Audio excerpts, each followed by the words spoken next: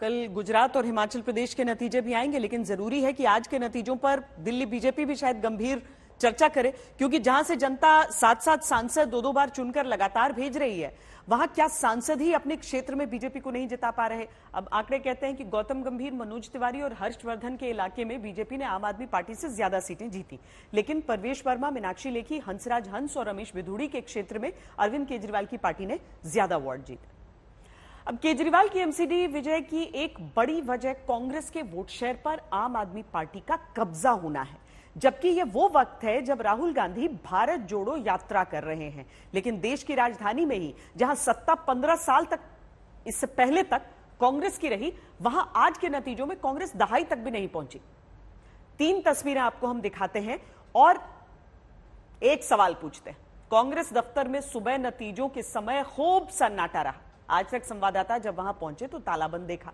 संभव है कि पार्टी को पहले ही अपने नतीजों का अंदाजा रहा हो। इसी पार्टी के प्रदेश के मुखिया अनिल चौधरी हैं, जो वोटिंग के दिन मतदान करने पहुंचे तो पता चला कि वोटर लिस्ट में उनका नाम ही नहीं है।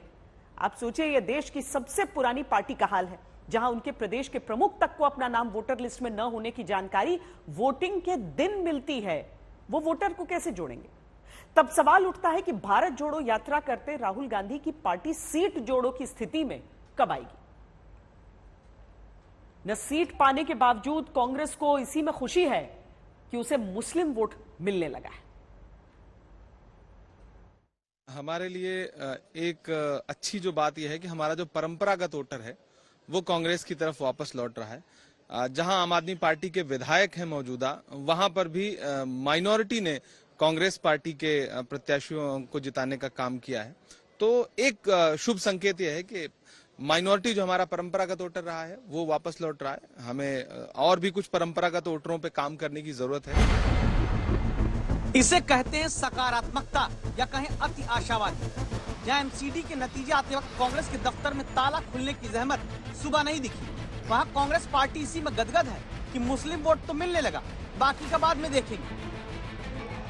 वजह यह कि भारत जोड़ो यात्रा करती कांग्रेस के दिल्ली एमसीडी में जब 188 उम्मीदवारों की जमानत जब्त हो जाती है, तब कांग्रेस के नेता इसी में बल्लियों उछलने लगते हैं कि 9 पार्षद जो बन गए उनमें 7 तो मुस्लिम बाहुल इलाके वाले वार्ड से तो आए। यानी फिलहाल कांग्रेस इसी में संतोष कर ले रही है कि मुस्लिम वोटर उसके साथ जुड़ने लगा है।